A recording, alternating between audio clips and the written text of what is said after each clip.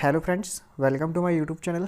आज का वीडियो काफ़ी इंपॉर्टेंट रहने वाला है क्योंकि वीडियो में हम बात करेंगे बुंदेलखंड मेडिकल कॉलेज सागर की। जी हाँ, पैरामेडिकल कोर्स में एडमिशन के लिए बीएमसी सागर के द्वारा नोटिफिकेशन रिलीज़ कर दिया गया है। तो वीडियो में हम देखेंगे कि क्या प्रोसेस रहने वाली है पैरामेडिकल कोर्स में एडमिशन की, कौन कौन से कोर्स यहाँ पर कराए जा रहे हैं और आपके जो फॉर्म है वो कब से डलना स्टार्ट होने हैं, आपके फॉर्म ऑनलाइन भरे जाएंगे या ऑफलाइन, ये सारी जानकारी वीडियो में हम कवर करेंगे। तो फ्रेंड्स चलिए वीडियो स्टार्ट करते हैं और आपको लिए चलते हैं ऑफिशियल नोटिफिकेशन पर। ये जो नोटिफिकेशन आप देख रहे हैं 10/2/2022 को कार्यालय अधिष्ठाता बुंदेलखंड चिकित्सा महाविद्यालय सागर, शिवाजी वार्ड, तिली रोड, सागर, मध्य प्रदेश से रिलीज़ हुआ है। इसमें पैरामेडिकल कोर्स में एडमिशन के लिए विज्ञापन जारी किया गया है बीएमसी सागर के द्वारा। इसमें आप देखेंगे आवेदन की प्रारंभ तिथि जो है वो 14 फरवरी 2022 से आपके फॉर्म भरना स्टार्ट हो जाएंगे और आवेदन करने की जो अंतिम दिनांक है, फॉर्म भरने की लास्ट डेट जो है वो है 24 फरवरी 2022। अगर आपके फॉर्म में कोई त्रुटि हो जाती है तो इसके लिए आपको 2 दिन का टाइम मिलेगा, 22 से 24। इन दिनों में आप अपना फॉर्म सुधार सकते हैं। इसके बाद काउंसलिंग प्रारंभ होने की जो तिथि है वो है 3/3/2022, 3 मार्च से आपकी काउंसलिंग स्टार्ट रहेगी। तो पैरामेडिकल विज्ञप्ति सत्र 2021-22 के लिए ये सेशन है। चलिए इसमें हम देखेंगे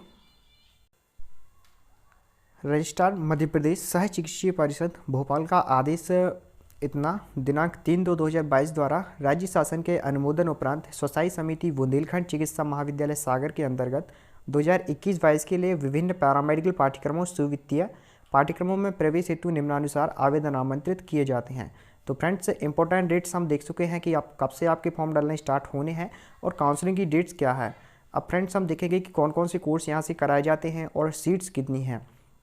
तो यहाँ पे आप देखेंगे डिपार्टमेंट का नाम लिखा हुआ है, कोर्स लिखे हुए हैं, डिग्री डिप्लोमा सर्टिफिकेट किस प्रकार का ये कोर्स है वो यहाँ पे लिखा हुआ है और टोटल नंबर ऑफ सीट्स मतलब किस कोर्स की कितनी सीट्स यहाँ पे हैं। तो फ्रेंड्स पहला जो कोर्स है वो पैथोलॉजी डिपार्टमेंट से कराया जाता है। मेडिकल लैब टेक्नीशियन का कोर्स है, डिप्लोमा कोर्स है, 50 सीट्स इसकी हैं। मेडिसिन से आपका डायलिसिस टेक्नीशियन का कोर्स होता है, डिप्लोमा कोर्स है और 20 सीट इसकी हैं। रेडियो डायग्नोसिस डिपार्टमेंट से X ray radiographer technician diploma course आपका कराया जाता है, 30 सीट्स यहाँ पर हैं। एनेस्थीसिया टेक्नीशियन का कोर्स यहाँ से कराया जाता है, डिप्लोमा कोर्स है, 10 सीट्स इसकी हैं। इसके बाद आपका ऑप्थोमोलॉजी डिपार्टमेंट से पैरामेडिकल ऑप्थोमोलॉजिक असिस्टेंट का डिप्लोमा कोर्स कराया जाता है, 10 सीट्स इसकी हैं। ऑर्थो टेक्नीशियन की हम बात करेंगे तो ऑर्थो डिपार्टमेंट से ये कोर्स कराया जाता है, सर्टिफिकेट कोर्स है, 10 सीट्स इसकी हैं। सर्जरी डिपार्टमेंट से आपका ओटी टेक्नीशियन का कोर्स रहेगा, सर्टिफिकेट कोर्स है, 30 सीट्स इसकी हैं। ऐसे ही मेडिसिन से आपका ईसीजी टेक्नीशियन का कोर्स रहेगा, सर्टिफिकेट कोर्स है, 10 सीट्स इसकी हैं। पीएसएम से आपका हेल्थ इंस्पेक्टर कोर्स कराया जाएगा, सर्टिफिकेट कोर्स है, 10 सीट्स इसकी रहेंगी। और ये नया कोर्स चालू हुआ है 10वां, आप देखेंगे टीवी एंड चेस्ट डिपार्टमेंट से आपका रेस्पिरेटरी टेक्नीशियन का सर्टिफिकेट कोर्स कराया जाएगा, 10 सीट इसकी रहेंगी। 190 इस प्रकार से कुल सीट्स हैं बीएमसी सागर में पैरामेडिकल कोर्स के लिए। इसके बाद आप देखेंगे यहाँ पे आरक्षण का कुछ डिटेल से दिया हुआ है जिसे आप देख सकते हैं। विभागीय कर्मचारियों के लिए 10% सीटें आरक्षित रहेंगी जिन पर नियमानुसार आरक्षण का पालन किया जाएगा। विभागीय कर्मचारियों को अनापत्ति प्रमाण पत्र सक्षम प्राधिकारी एवं संचालक स्वास्थ्य सेवाएं मध्य प्रदेश भोपाल संबंधित संस्था के प्रमुख का ही मान्य होगा। विभागीय कर्मचारी ना होने पर उन्हें आरक्षित सीटें संबंधित वर्ग के ओपन उम्मीदवार से भरी जाएंगी। विभागीय कर्मचारियों को पाठ्यक्रम में प्रवेश के समय कार्य मुक्त प्रमाण पत्र संलग्न करना अनिवार्य है। अब ये तीसरा पॉइंट यहाँ पे दिया हुआ है कि जिस पाठ्यक्रम में 5 से कम छात्र प्रवेश लेते हैं ऐसे पाठ्यक्रमों को संचालित करना संभव नहीं होगा। ऐसे में छात्र अपनी जमा शुल्क वापस ले सकते हैं अथवा अन्य पाठ्यक्रम में रिक्त सीट में मेरिट के आधार पर प्रवेश ले सकते हैं। चौथा पॉइंट है, काफ़ी इंपॉर्टेंट है, इसे हम रीड कर लेते हैं। आवेदन पत्र के साथ जो भी जनरल कैटेगरी के कैंडिडेट हैं उनको 600 रुपये और जो भी ओबीसी SC ST कैटेगरी के कैंडिडेट हैं उनको 300 रुपये का ऑनलाइन पेमेंट करना होगा। साथ ही MP ऑनलाइन का पोर्टल शुल्क 200 रुपये का आपको पेमेंट करना होगा। आवेदन की राशि किसी भी हालत में वापस नहीं की जाएगी। अगर आपके आवेदन में कोई त्रुटि हो जाती है उसको सुधारने के लिए आपको 50 रुपये का अतिरिक्त दे करना होगा। इसके बाद 5वां पॉइंट है, सभी पाठ्यक्रमों के लिए आवेदन का प्रारूप दिया हुआ है। पाठ्यक्रमों का आवंटन के हायर सेकेंडरी 10/2 के मेरिट के अनुसार वर्ग में उपलब्ध सीटों की ऑनलाइन आवेदन के द्वारा किया जाएगा। ऑनलाइन आवेदन के पश्चात MP ऑनलाइन द्वारा मेरिट सूची प्रदर्शित की जाएगी जो कि महाविद्यालय की वेबसाइट पर भी उपलब्ध रहेगी। तो फ्रेंड्स आपके फॉर्म ऑनलाइन भरना है बीएमसी सागर में। इसमें आपको मेरिट के आधार पर सिलेक्शन मिलेगा और इसकी अधिक जानकारी अगर आप चाहते हैं तो इसकी ऑफिशियल जो वेबसाइट है उस पर विजिट कर सकते हैं। जब आप ऑनलाइन फॉर्म भरते जाएंगे तो इसके बाद आपकी एक मेरिट लिस्ट आएगी जो कि बीएमसी की वेबसाइट पर आपको मिल जाएगी। इसके बाद शैक्षणिक योग्यता हम देखेंगे तो आपको 10 दिन दो मतलब 12th आपकी पास आउट होनी चाहिए फिजिक्स, केमिस्ट्री और बायोलॉजी से मान्यता प्राप्त बोर्ड से। और सभी कोर्स के लिए अनारक्षित वर्गों के लिए 40% और जो भी आरक्षित वर्ग के उम्मीदवार हैं उनके लिए 33% अंक अनिवार्य होने चाहिए। इसके बाद एज क्राइटेरिया देखें तो 17 वर्ष आपकी न्यूनतम आयु होनी चाहिए और अधिकतम आपकी 55 वर्ष रहेगी। मेरिट लिस्ट कैटेगरी के अनुसार प्रदर्शित की जाएगी। 12वीं में प्राप्त अंकों के मेरिट के आधार पर प्रवेश दिए जाएंगे। मेरिट अंक समान होने पर 12th में बायोलॉजी में अधिक अंक वाले अभ्यर्थियों को वरीयता दी जाएगी। ऐसे अभ्यर्थी जिनकी मेरिट अंक तथा बायोलॉजी में समान अंक प्राप्त होने पर अधिक आय वाले आवेदक को वरीयता दी जाएगी। तो इस प्रकार से आप देख सकते हैं मेरिट लिस्ट में आपके 12th में पीसीबी से बनेगी। इसके बाद अगर आपके बायोलॉजी में अधिक अंक है तो आपको प्रायोरिटी दी जाएगी। अगर 2 कैंडिडेट के एक से नंबर रहते हैं। इसके बाद अगर आरक्षित वर्ग के उम्मीदवारों को डॉक्यूमेंट वेरिफिकेशन के समय जाति प्रमाण पत्र प्रस्तुत करना होगा। पहले मध्य प्रदेश के जो भी मूल निवासी हैं उनसे सीट्स भरी जाएंगी अगर खाली रहती हैं। इसके बाद मध्य प्रदेश से बाहर के निवासियों को इसमें एडमिशन मिलेगा।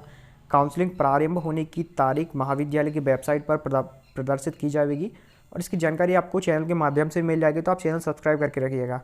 इसके बाद आप देखेंगे प्रशिक्षण शुल्क का विवरण यहाँ पर दिया हुआ है। आपका 2 वर्ष का जो कोर्स है मतलब डिप्लोमा कोर्स जो भी है उनके लिए आपको 52,910 रुपये शुल्क लगेगा। फर्स्ट ईयर का आपका 47,910 शैक्षणिक शुल्क रहेगा और 5,000 आपकी सुरक्षा निधि रहेगी और सेकेंड ईयर का आपका 47,910 रुपये रहेगा। ऐसे सर्टिफिकेट कोर्स का आपका 39,604 रुपये फीस लगेगा। 36,604 आपका शैक्षणिक शुल्क और 5,000 आपकी सुरक्षा निधि।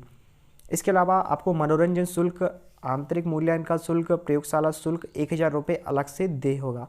विश्वविद्यालय शुल्क आपका यूनिवर्सिटी रूल्स के तहत रहेगा।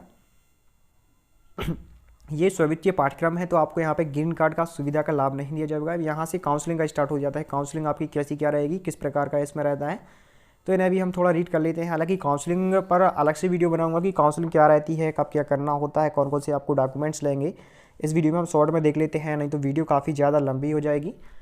13वां पॉइंट है सुरक्षा निधि 5,000 प्रवेश के समय जमा करना अनिवार्य होगा। छात्र के द्वारा महाविद्यालय में किसी भी संपत्ति को हानि पहुंचाने पर उक्त सुरक्षा निधि में से वास्तविक राशि काट ली जाएगी एवं छात्र को अध्ययन के दौरान 5,000 सुरक्षा निधि शेष राशि बनाकर रखना होगा।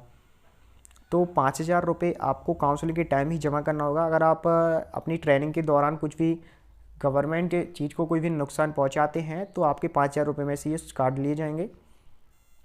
14वां यहाँ पे पॉइंट रहेगा उम्मीदवार को स्कूटनी में उपस्थित दर्ज कराते समय 5,000 महाविद्यालय सागर की सोसाई शाखा में 5,000 जमा करने की रसीद जो कि अधिष्ठाता एवं मुख्य कार्यपालन अधिकारी dean and CEO Bundelkhand medical college Sagar के नाम से दे हो जमा करना अनिवार्य रहेगा।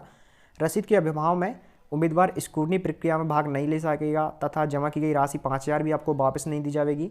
छात्र द्वारा प्रवेश लेने के पश्चात शेष फीस की राशि 7 दिवस के अंदर डिमांड ड्राफ्ट या ऑनलाइन माध्यम से जमा कर प्रवेश लेना होगा, नहीं तो उनका प्रवेश निरस्त माना जाएगा। पूर्ण शिक्षण शुल्क जमा करने के पश्चात ही आपका प्रवेश प्रक्रिया पूरी मानी जाएगी। तो ये पॉइंट हो गया। अगर कोई इसमें कोई डाउट रहता है 14वां पॉइंट तो आप कमेंट्स कर दीजिएगा इस पर, तो इस पर मैं और आपको अच्छे से समझा दूंगा।